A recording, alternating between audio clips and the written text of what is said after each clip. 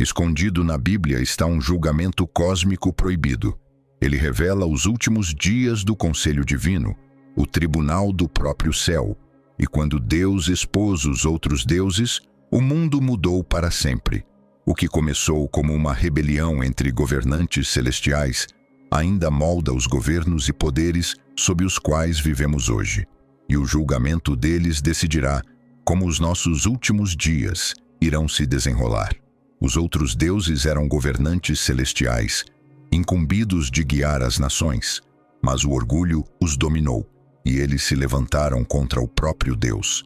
Imagine um tribunal mais antigo que a criação. Tronos formam um círculo amplo. A luz do fogo brilha sob um piso claro como vidro. Deus se levanta e o silêncio preenche a câmara. Todos os olhos se fixam nele, pois o julgamento que virá alcançará os confins da criação. Ao redor dele, os outros deuses tomam seus assentos. Não são mitos nem ídolos, mas poderes reais, designados para guiar as nações que em breve surgiriam. Então, um rolo se abre em sua mão. Ele mostra um mapa com os nomes de 70 nações. Cada uma é confiada a um guardião. Sobre todas elas, o Altíssimo reserva uma porção para si. Os céus observam enquanto as nações são distribuídas, e o mapa é selado. Alguns desses governantes permanecerão leais. Outros se desviarão e essa escolha moldará o mundo. Mas o fogo que arde diante do trono de Deus, um dia os chamará para prestar contas. O tribunal que lhes deu poder irá retomá-lo. A história começa neste tribunal. Quando Deus dividiu as nações, ele fixou seus limites de acordo com o número dos filhos de Deus. Mas Israel foi a porção exclusiva do Senhor. Essa expressão, filhos de Deus, é a chave. Ela muda tudo sobre como vemos as nações. Algumas cópias posteriores alteraram para filhos de Israel. No entanto, os manuscritos mais antigos, como os rolos do Mar Morto, mantêm a leitura mais antiga. Ela se refere a governantes celestiais que servem sob o comando de Deus. Esses são os outros deuses mencionados ao longo das Escrituras. Não são iguais, são administradores. Aqui, a Bíblia revela como o céu e a terra estão ligados. Deus conduz a história como um tribunal. Ele concede autoridade real, mas exige responsabilidade. O mesmo salmo que antes celebrava a criação mostra depois o juiz entre esses seres, chamando-os a prestar contas. Mas antes desse julgamento, houve Babel. Gênesis 11 mostra o momento em que a humanidade rejeitou seu chamado. As pessoas falavam uma só língua e construíram uma torre na planície de Sinar. Tentaram alcançar o céu por seus próprios meios.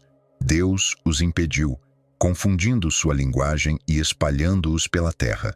Deuteronômio 32 nos revela o que aconteceu depois, por trás do véu. Ao serem espalhados, o Conselho Celestial recebeu suas missões. Cada nação ficou sob o comando de um governante diferente. Assim nasceram as nações, a terra refletindo a ordem dos céus. Imagine esse mapa. 70 famílias de Gênesis 10, o mundo humano inteiro. 70 marca a completude. Cada família se torna um território. Cada governante um guardião da justiça e da verdade. Mas alguns distorceriam essa confiança, transformando justiça em dominação. A queda deles ainda é parte da história em andamento.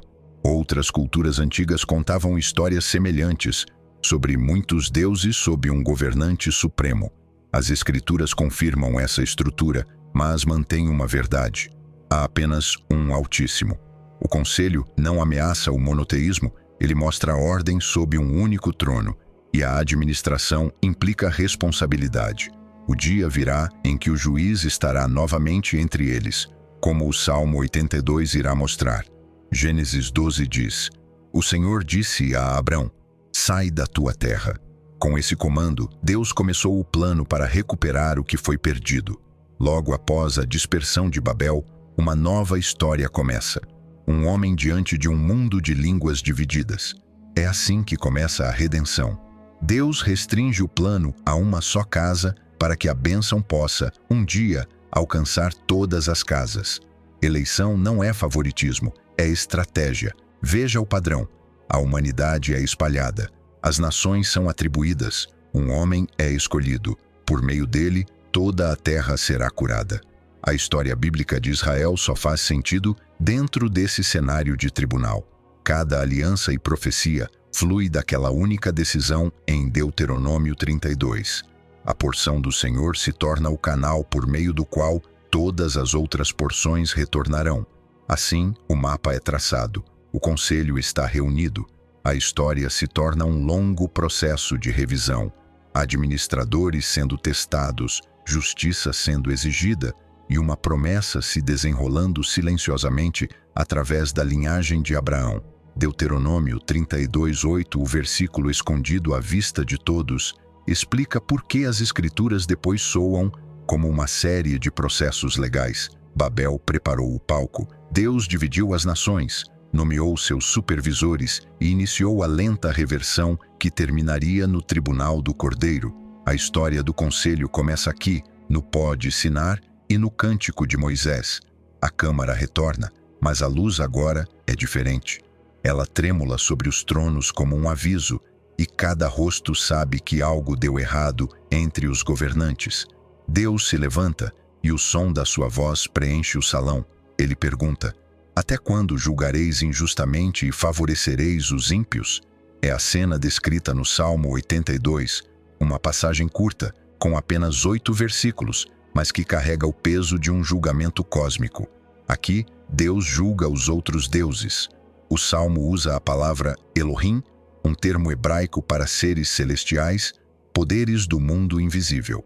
Alguns leitores dizem que esse salmo fala de governantes humanos, mas o cenário conta outra história. Quando Deus diz: vós sois filhos do Altíssimo, contudo morrereis como homens. Fica claro que ele está falando a seres divinos que um dia acreditaram estar acima da morte. Agora, o Zônida tribunal se enche de tensão enquanto ele lista seus crimes, um por um. Eles perverteram a justiça, protegeram os corruptos, abandonaram os fracos e os pobres, e enquanto ele fala, a câmara treme. O céu escuta enquanto o julgamento começa a cair. Esta é a primeira acusação, o ato de abertura de uma guerra que alcançará a própria terra. Então vem o veredito: poder retirado, honra arrancada, imortalidade revogada. Os tronos que antes brilhavam com luz começam a se apagar, e naquele momento o céu emite sua primeira convocação.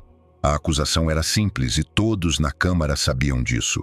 Eles governaram, mas governaram injustamente. Usaram o poder para si e esqueceram da misericórdia, justamente aquilo que deveriam proteger. Até o apóstolo Paulo disse a mesma coisa séculos depois. Ele explicou que, quando as pessoas ofereciam sacrifícios a ídolos, estavam, na verdade, oferecendo a espíritos malignos, não a Deus. Esses mesmos poderes estavam por trás das antigas nações, distorcendo a verdade e alimentando o orgulho. Assim, o Salmo 82 puxa o véu. Ele nos mostra o que realmente esteve acontecendo o tempo todo. O tribunal do céu sempre esteve em sessão. E no final do Salmo, vem um clamor que muda tudo.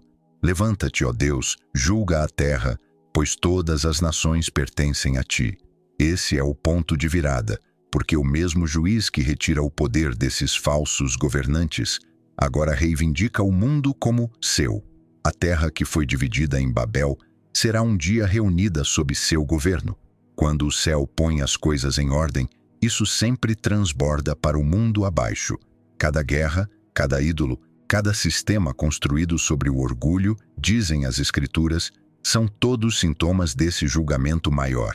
O veredito do juiz atravessa a própria história, tocando reis e conselhos, moldando a ascensão e a queda das nações. As primeiras rebeliões nos mostram por que o conselho falhou, por que eles se voltaram contra aquele que os criou. Os governantes que um dia foram encarregados de proteger a criação quebraram essa confiança e se uniram à rebelião. A história deles se desenrola em 3 momentos: Éden, os vigilantes e Babel. Tudo começa no jardim onde céu e terra se encontravam. Foi ali que o orgulho criou raízes pela primeira vez. Desde o momento da rebelião da serpente no Éden, verdade e engano se entrelaçaram. Essa mesma fome se tornou mais sombria com os vigilantes, seres celestiais que cruzaram seus limites e desceram à terra. Tomaram esposas humanas e ensinaram conhecimentos proibidos, reservados apenas para o céu. Textos antigos se lembram deles, e as próprias escrituras ecoam seu julgamento. Seres que deixaram seu lugar e foram acorrentados até o fim. Imagine essa descida, luz de fogo na névoa, juramentos sussurrados em segredo. Eles usaram a sabedoria destinada ao serviço para construir domínio. A civilização avançou, mas a violência encheu a terra. O dilúvio se tornou a resposta, um julgamento que purificou, mas não apagou a raiz da rebelião. Depois veio Babel. A humanidade se reuniu novamente, unida pelo orgulho. Façamos um nome para nós mesmos, disseram, e construíram para o alto, tentando alcançar o divino com a própria força. Foi uma rebelião de baixo para cima, espelhando a rebelião do alto, o mesmo impulso de tomar o que pertence somente a Deus. Então ele os espalhou, confundiu suas línguas e dividiu as nações. Essa dispersão colocou as famílias do mundo sob governantes celestiais. O orgulho fraturou a criação mais uma vez. Agora o padrão está claro. No Éden, a rebelião começou com o engano. Com os vigilantes, espalhou-se pela corrupção. Em Babel, tornou-se institucional. O orgulho entrelaçado nos sistemas das nações. Cada queda se construiu sobre a anterior, alimentada pela mesma fome de governar sem submissão.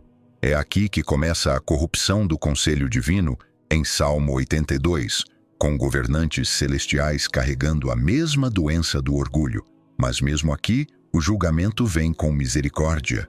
O exílio preservou a vida, o dilúvio reiniciou a história. A dispersão em Babel impediu a ruína total. Cada ato de justiça conteve a destruição e deixou espaço para a redenção. Você vê o padrão? O jardim revelou o motivo. Os vigilantes aprofundaram a corrupção. Babel a cravou no mundo. É por isso que o Salmo 82 importa. É o momento em que toda rebelião é chamada a prestar contas. O mal continua se repetindo, mas a misericórdia também. A rebelião não terminou em Babel. Ela percorreu as histórias de profetas e reis. Quando abrimos Jó e Reis, o tribunal oculto volta a surgir, moldando eventos na terra de formas que a maioria dos leitores nem percebe. A história de Jó começa de forma tranquila, na terra de Uz, longe de templos e tronos. Um homem íntegro teme a Deus e evita o mal, mas por trás de sua paz, outra cena se desenrola. Os filhos de Deus vieram apresentar-se diante do Senhor. Essas palavras nos colocam dentro do mesmo tribunal celestial, visto em Deuteronômio 32 e Salmo 82. Nesse tribunal celestial, os seres se apresentam diante de seu Criador para prestar contas. Entre eles está um chamado o acusador, uma espécie de promotor que testa a veracidade da fé humana. Ele questiona a devoção de Jó, sugerindo que sua lealdade só existe porque a vida lhe foi favorável. É então concedida permissão para um teste, mas com limites claros. O acusador pode tocar o mundo de Jó, mas não sua vida. Mesmo aqui, os limites estão definidos. O desafio avança, mas sempre sob a lei, nunca fora da ordem divina. O sofrimento de Jó se torna o palco do tribunal, onde a fé é provada diante do céu, e a história termina com vindicação. O Altíssimo governa com justiça e sabedoria. O conselho aqui não é um encontro de rivais, é uma administração de responsabilidade. Cada ato passa pela permissão divina. O mundo invisível é ordenado, intencional e está sob um único juiz. Jó nunca descobre o que nos é revelado, para que a confiança possa substituir o medo. Outro vislumbre do tribunal celestial aparece no livro de Reis. O rei Acabe está cercado por centenas de profetas, cada um prometendo vitória na batalha que se aproxima. Mas um profeta, Micaías, vê algo diferente. Em uma visão, ele vê o Senhor sentado em seu trono, com os exércitos celestiais ao redor. Entre eles, um espírito se apresenta com um plano para levar Acabe à própria queda. Permissão é dada e o plano entra em ação. Os profetas que cercam Acabe começam a falar as mentiras que ele já quer ouvir. É uma cena estranha e difícil, mas mostra como até o engano pode servir à justiça divina. O espírito age com liberdade, mas dentro dos limites que Deus permite. As próprias mentiras tornam-se parte da sentença contra um rei que já rejeitou a verdade. O mesmo padrão continua nos profetas. Isaías, Miqueias e outros descrevem cenas em que céu e terra são chamados a testemunhar o que acontece entre o povo de Deus. Eles falam de julgamentos, acusações e veredictos, onde juízo e misericórdia se entrelaçam. Em suas visões, a própria criação se torna o tribunal. As montanhas, o céu e as nações são convocados para ouvir o caso. Cada profeta se levanta como mensageiro daquele conselho invisível, levando seus vereditos ao mundo abaixo. Desde o início de Gênesis até a voz dos profetas, o ritmo permanece o mesmo.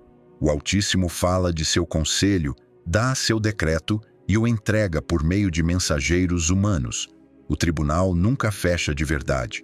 Seu foco apenas se move dos governantes celestiais para os reis e reinos da terra. Pense na coragem que isso exigia. Micaías foi preso por dizer a verdade. Isaías enfrentou reis que não queriam ouvir, mas ambos falaram como testemunhas do próprio trono, não adivinhando a vontade de Deus, mas anunciando um veredito já decidido. Aqui, a administração celestial toca a vida comum. O mesmo conselho que decide impérios também molda o sofrimento de um homem, a queda de um rei, o arrependimento de uma nação. As Escrituras se movem entre o pó da terra e a luz do céu porque ambos pertencem ao mesmo governo. Os profetas nunca foram independentes. Eram correspondentes do tribunal mais antigo de todos. Você reconheceria a voz desse tribunal se ela falasse hoje? Os relatos de Jó e Micaías mostram que a justiça divina é tanto pessoal quanto vasta. Ela pode alcançar uma única casa ou abalar um reino. Ela se move com consentimento e propósito, com santidade que nunca se curva. É assim que o Altíssimo governa seu mundo, com ordem, conselho e verdade, falada mesmo quando custa tudo ao mensageiro. Mas agora o véu se ergue. O trono por quem eles falaram começa a falar por si mesmo. O que eles viram em fragmentos, Daniel está prestes a ver por completo. O tribunal que antes governava por meio dos profetas, agora se reúne em sessão aberta e seu veredito decidirá o destino de todos os impérios. A noite cai sobre a Babilônia, a cidade ressoa sob suas torres, o ar pesado de fumaça de óleo e poeira. Num aposento elevado, Daniel permanece acordado, o pulso do império vibrando pelas paredes. Então, a visão se abre. Muitos tronos aparecem, não apenas um. O fogo corre como um rio diante deles. Milhares estão em pé, servindo. O tribunal se assenta e os livros são abertos. Este é o momento para o qual todas as visões anteriores apontavam. O Salmo 82 mostrou a acusação. Agora Daniel 7 revela o veredito. Daniel vê feras subindo do mar, leão, urso, leopardo e uma última, terrível demais para ser nomeada. Representam impérios, Babilônia, Pérsia, Grécia, Roma, todos devoradores, todos arrogantes, até que o último fala com um orgulho que alcança o céu. Então a cena muda. O ancião dos dias toma seu assento, vestes brancas como a neve, cabelos puros como a lã, fogo ardendo sob seu trono. É o mesmo tribunal vislumbrado por Jó e Micaías, agora revelado por completo. O cenário é cósmico, mas a ordem é jurídica. O tribunal se reúne, as evidências são avaliadas, o domínio é redistribuído. As feras perdem seu poder e seu tempo se esgota. Então Daniel vê algo nunca visto antes, uma figura como um filho do homem vindo com as nuvens do céu. A expressão significa alguém humano, mas cheio de glória divina. Ele se aproxima do trono e recebe um governo eterno. O poder passa do banco corrompido ao governante fiel. A autoridade do céu encontra o destino da terra por meio deste único representante. Ao longo dos séculos, estudiosos reconheceram que essa figura é mais do que humana. Nos evangelhos, Jesus chama a si mesmo de o Filho do Homem, citando Daniel quando diz ao sumo sacerdote que ele verá o Filho do Homem assentado à direita do poder. Essa declaração, extraída desta visão, deixa claro que Jesus reivindicava o título de governante designado pelo céu, o verdadeiro humano que carrega a autoridade divina. O tribunal de Daniel dá sentido a essa afirmação. As feras perdem o controle, as acusações são confirmadas e o Filho do Homem recebe o reino que jamais terá fim. É a Escritura mostrando a história como julgamento.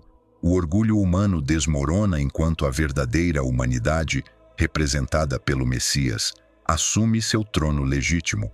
Os livros na visão são registros de cada ato, cada juramento, cada injustiça. Sua abertura significa que nada escondido permanecerá sem resposta. O domínio é entregue a mãos que governarão com misericórdia e justiça. A visão culmina em adoração. Todos os povos, nações e línguas servem ao Rei humano. É a reversão de Babel, as famílias dispersas da terra reunidas sob um único governo justo. As mesmas nações que antes foram governadas por poderes caídos são restauradas ao Filho do Homem. O julgamento das eras termina não com destruição, mas com delegação. O juiz entrega novamente a criação a um governante que jamais falhará, cumprindo o primeiro chamado da humanidade no Éden, governar o mundo sob a autoridade de Deus. As feras mostraram o que acontece quando o poder opera sem Deus. O Filho do Homem mostra o que acontece quando o poder é restaurado por meio dele. Para os crentes, este momento define a identidade. Daniel escreve: os santos do Altíssimo receberão o reino. Isso significa que os que estão unidos ao Filho do Homem compartilham sua herança. O veredito do tribunal torna-se sua vindicação. A história já não é distante, ela define nosso futuro. Os primeiros cristãos viram a visão de Daniel cumprida na cruz, na ressurreição e na ascensão. O Filho do Homem chegou ao trono por meio do sofrimento e entrou no domínio pela obediência. O tribunal de Daniel é a resposta do céu a toda reivindicação imperial. Nenhuma fera governa para sempre. O caos da história se encaixa neste julgamento. Cada trono caído revela a necessidade de um governante justo. O julgamento aqui não é destruição, é restauração. O veredito já foi pronunciado, agora aguarda ser cumprido.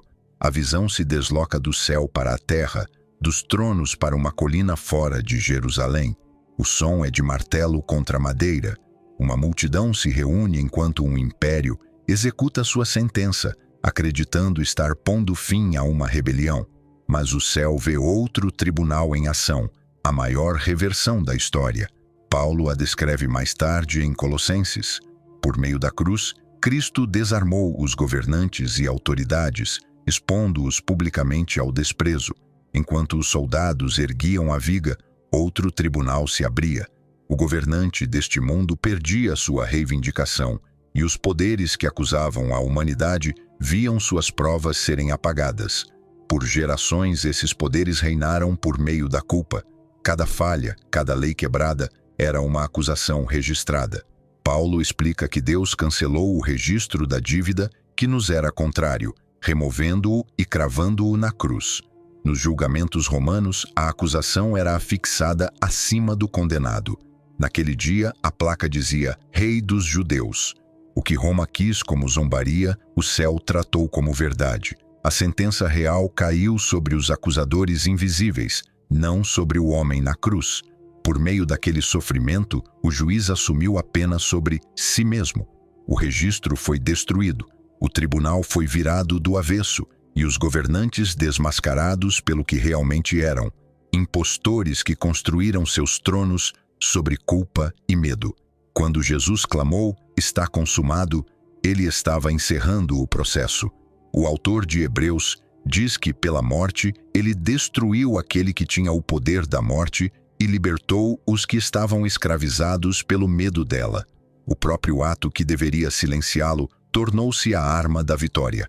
A morte foi devorada pela obediência. Imagine esse tribunal invisível enquanto a escuridão se aprofunda. Os livros se abrem, o acusador se prepara para falar, mas o juiz desce, assume a punição e cancela a acusação. A lei continua santa, mas sua maldição é retirada. Os governantes perdem sua autoridade porque seu poder dependia da acusação, e uma vez removida a culpa, suas armas desapareceram. É isso que significa dizer que foram desarmados. É por isso que o Evangelho é mais que consolo. É um veredito de libertação. Perdão é liberdade, não das regras, mas do domínio daqueles que reivindicavam posse por meio do pecado.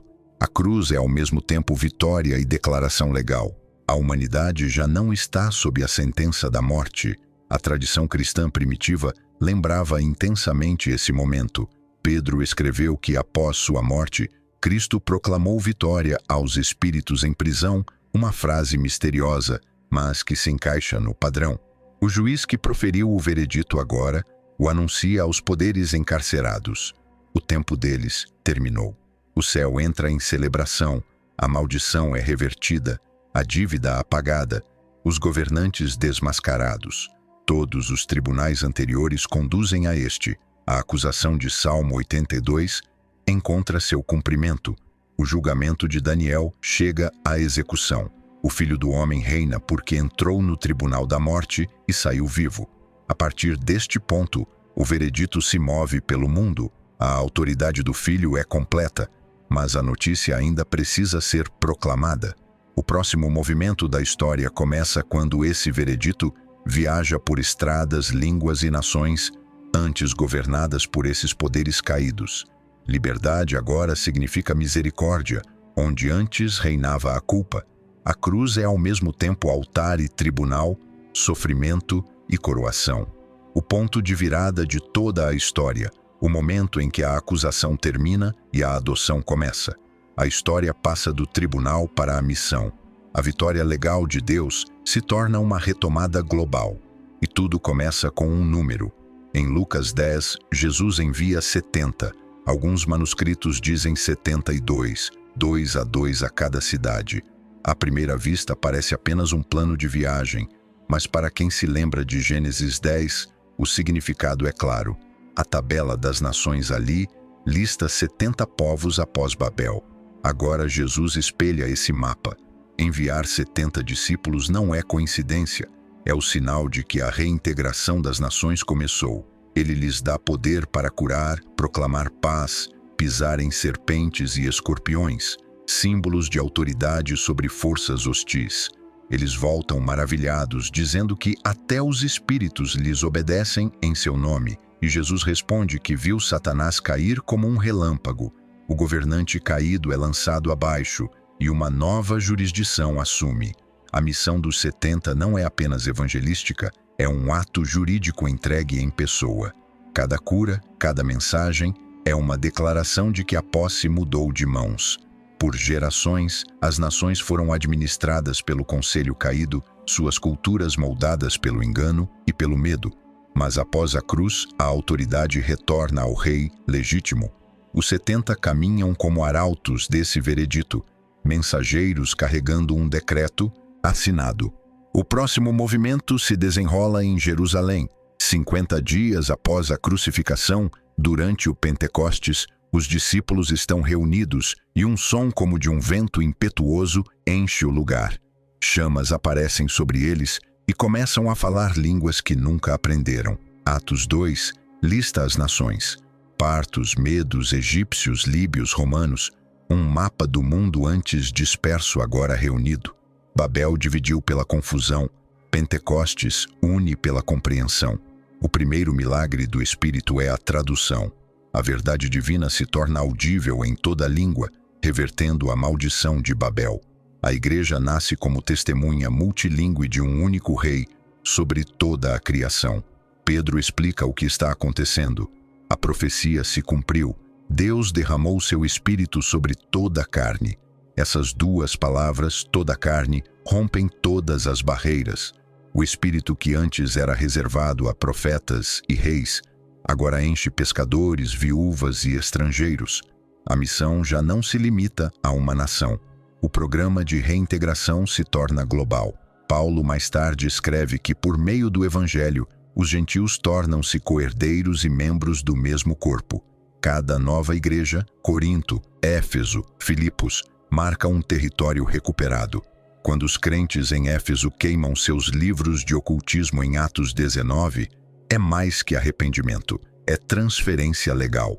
Os ídolos perdem seus clientes, os poderes perdem sua influência.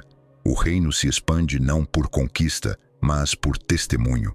Imagine a mudança. Ruas antes cheias de cânticos para Ártemis agora ressoando louvores ao Cristo ressuscitado. Cada língua e cultura se torna uma testemunha em vez de uma prisão. As nações não são apagadas, são redimidas. Os números contam a história. 70 enviados, um espírito derramado, toda a família convidada de volta à promessa feita a Abraão, que por meio de sua descendência, todas as nações seriam abençoadas. A herança, antes dividida agora, é unificada sob o Filho do Homem. A missão, então, não é marketing, é execução. A igreja leva adiante uma restauração legal. Cada batismo é um ato de jurisdição. Cada oração em nome de Cristo é um aviso de despejo entregue aos poderes. A fé, vista assim, é participação em uma herança cósmica. A história de Lucas e Atos mostra que nunca se tratou de geografia, mas de lealdade. Deus não está redesenhando fronteiras, Ele está reclamando corações. As nações que antes se curvavam a governantes falsos, agora recebem adoção por meio do Espírito. O tribunal se torna uma reunião de família. A missão continua de forma silenciosa e pessoal. Onde quer que o Evangelho chegue, o velho mapa de Babel encolhe. O reinado do rei se espalha casa por casa, idioma por idioma, até que toda a terra esteja cheia do conhecimento do Senhor. O veredito está sendo cumprido e o decreto do céu avança cada vez mais perto de sua execução final, diante do trono. O véu se ergue mais uma vez e João é elevado à luz. Ele vê uma porta aberta no céu e ouve uma voz que o chama para mais alto, para testemunhar o que deve acontecer em seguida. Ele entra na câmara do conselho da eternidade. No centro está um trono radiante cercado por luz esmeralda e relâmpagos de fogo. Ao redor dele, 24 tronos menores formam um círculo perfeito, cada um ocupado por anciãos vestidos de branco e coroados de ouro. Raios cortam o ar. Trovões ecoam como ondas sobre vidro. Não é caos, é cerimônia. Julgamento e adoração se movem juntos. Esses anciãos não são anjos. Suas vestes e coroas os identificam como os redimidos, sacerdotes da ordem restaurada da humanidade. O número 24 remete às divisões sacerdotais de Crônicas, onde todo o Israel era representado diante de Deus. Agora, esses 24 representam toda a criação, testemunhas diante do trono, confirmando o veredito conquistado na cruz. Cada detalhe fala na linguagem da lei. O trono é o assento do julgamento. Na mão direita daquele que está sentado sobre ele repousa um rolo, selado 7 vezes, escrito por dentro e por fora, o antigo sinal de um decreto oficial. Somente um herdeiro legítimo pode quebrar seus selos. Esse rolo é o título de propriedade da criação, o registro legal da redenção. Mas, por um momento, ninguém é encontrado digno de abri-lo. João chora enquanto o tribunal prende a respiração. Então, um dos anciãos diz: "Não chores, o leão da tribo de Judá triunfou." João olha para ver o leão, mas vê um cordeiro marcado, porém de pé, força revelada através do sacrifício. O cordeiro se aproxima do trono, toma o rolo e o céu explode em resposta. Um cântico se eleva pela câmara. Tu és digno de tomar o livro e de abrir os seus selos, porque foste morto e com teu sangue compraste para Deus pessoas de toda tribo, língua e nação.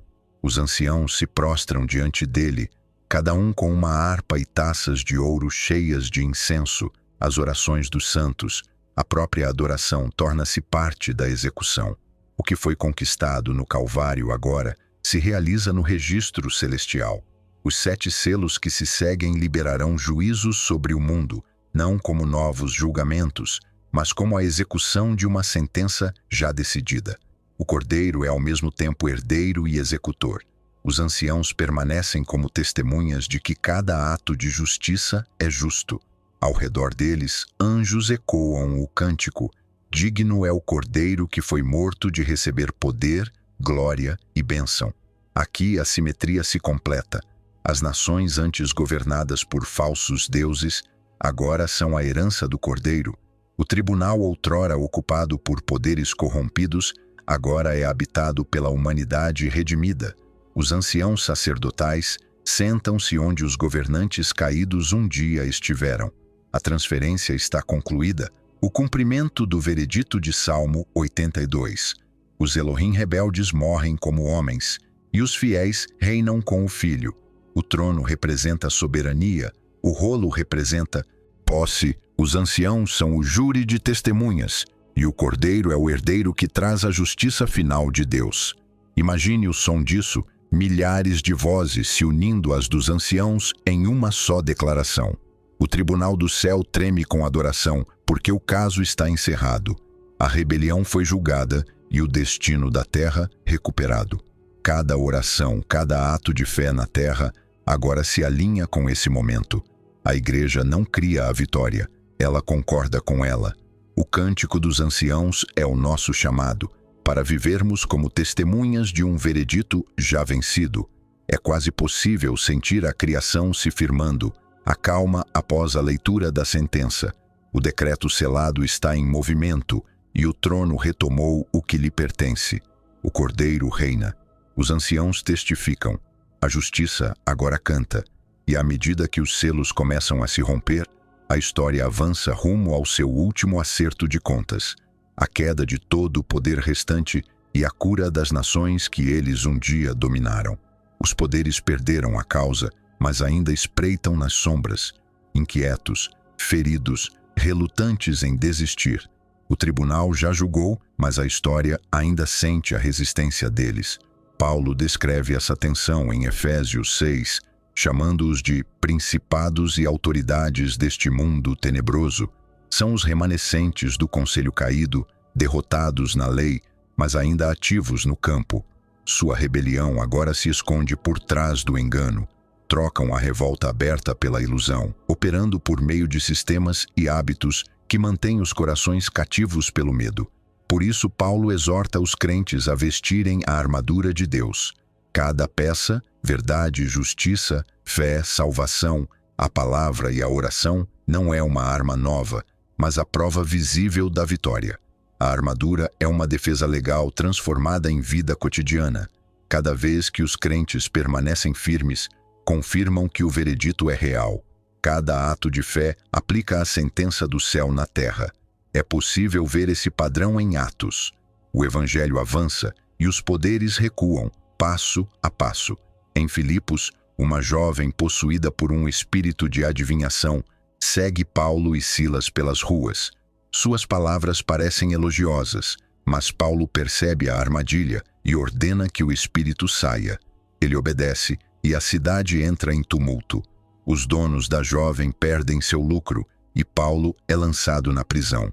A cena revela como a rebelião espiritual se esconde dentro de sistemas humanos.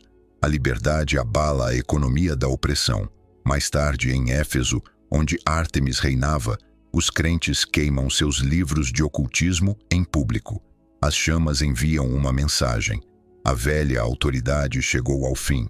Os rolos valiam uma fortuna, mas a liberdade tem valor maior. À medida que a fumaça sobe, um ourives chamado Demétrio incita um motim, gritando que seu comércio de ídolos está desmoronando. Mais uma vez, o padrão se confirma. Quando a verdade avança, o poder falso reage. Paulo compreendia esse equilíbrio.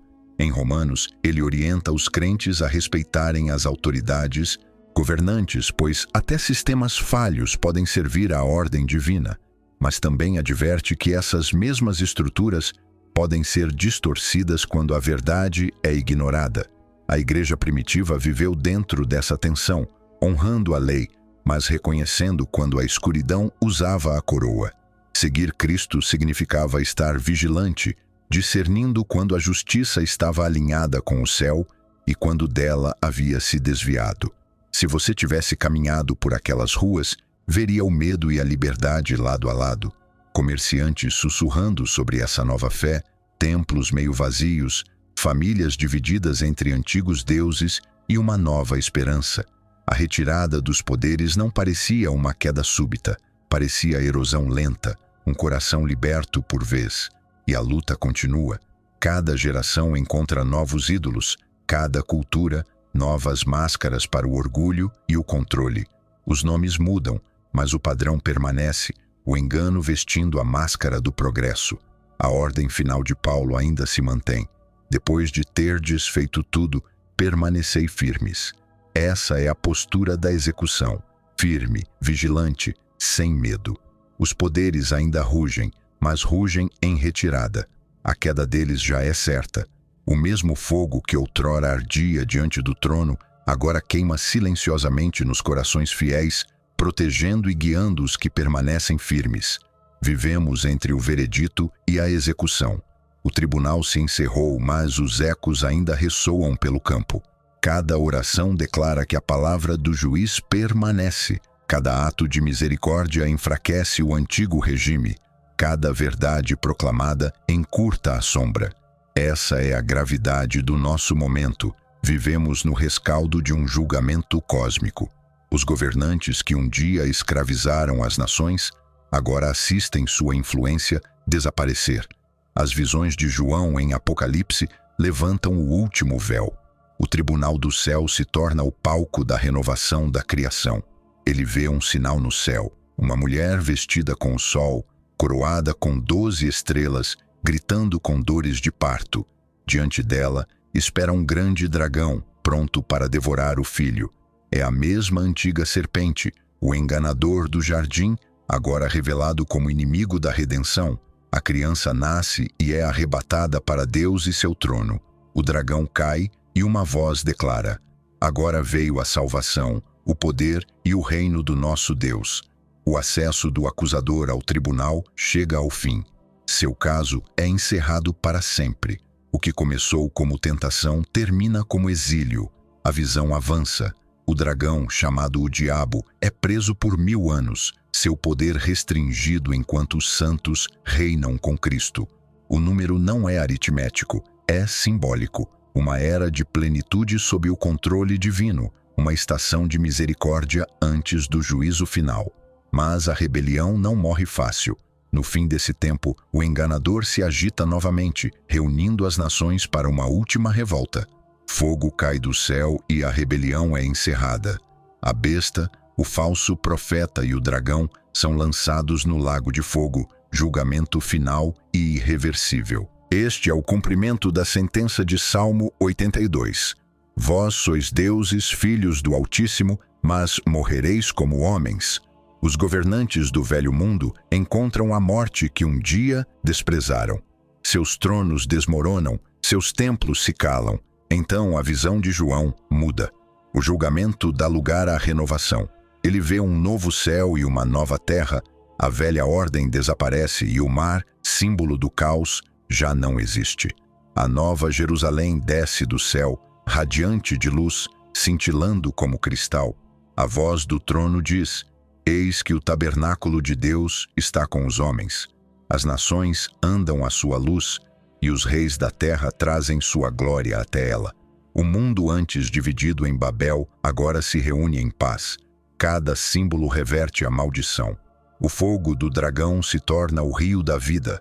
Os tronos da corrupção tornam-se assentos de serviço. As árvores dão fruto mês após mês, e suas folhas curam as nações. O conselho permanece, mas seus membros agora são humanos, sacerdotes redimidos que reinam com Deus para sempre. O Altíssimo recuperou seu mundo por meio da justiça e da misericórdia. Imagine o silêncio depois da tempestade, não vazio, mas reverência, justiça completa, criação restaurada, os fiéis de pé ao lado do Cordeiro, suas cicatrizes agora brilhando como medalhas de vitória. A história que começou com rebelião termina em harmonia. Os outros deuses desaparecem dos registros, seus nomes dissolvidos na memória. O que permanece é a fidelidade daquele que julgou com justiça e curou com paciência. Todo o poder caído agora serve de prova da sua perseverança. E a humanidade, antes perdida, agora assume seu lugar de direito. Refletir sua imagem, governar com amor, servir em paz. O conselho divino não desapareceu, foi purificado. Céu e terra agora compartilham um único governo sob um único rei. Imagine, sem acusações, sem maldição, apenas luz atravessando as ruas de uma cidade onde Deus habita com seu povo. O rio corre límpido, os portões nunca se fecham, e a voz do trono diz: Eis que faço novas todas as coisas. O destino dos outros deuses nunca foi o centro da história. Foi o pano de fundo para revelar a fidelidade do juiz. Ele disciplina para restaurar. Ele encerra a rebelião para iniciar a renovação. O veredito nunca foi apenas destruição, foi a criação, enfim, curada. A rebelião acabou. O caso está encerrado. As nações estão em casa. A Bíblia termina aqui. Justiça feita, misericórdia revelada. Deus deu às nações seu lugar, seus governantes falharam e o tribunal celestial proferiu o julgamento. Na cruz, toda acusação foi apagada e em Apocalipse, o veredito foi executado. O que começou no Éden termina em restauração. O trono permanece firme. O mundo pertence ao seu verdadeiro rei. O conselho volta a servir e a humanidade redimida cumpre seu propósito original. Cada canto da criação reflete uma verdade. Deus vence por meio da fidelidade. Vivemos agora no meio do desdobramento dessa vitória. Os poderes estão perdendo terreno. O reino se espalha silenciosamente. O mundo está sendo renovado. Então viva como alguém já resgatado. O juiz falou. O cordeiro reina. E o tribunal se tornou um lar. A história nunca foi sobre medo. Sempre foi sobre pertencer àquele que faz tudo novo. Se algo nesta história tocou seu coração, se fez você enxergar a fé escondida ou a obediência silenciosa com novos olhos, não guarde isso para si. Compartilhe este vídeo com alguém que precise desse lembrete hoje. Você nunca sabe até onde uma pequena verdade pode chegar. Conte nos comentários qual parte mais falou com você. E se ainda não se inscreveu, aproveite para fazer isso agora e ative o sininho para não perder o que vem pela frente. Cada episódio é mais um passo rumo aos mistérios das Escrituras e às formas como Deus ainda fala através do silêncio. Obrigado por caminhar comigo nesta jornada. Que Deus te abençoe ricamente e que sua fé silenciosa, mesmo quando invisível, seja sempre lembrada na presença dele. Até breve.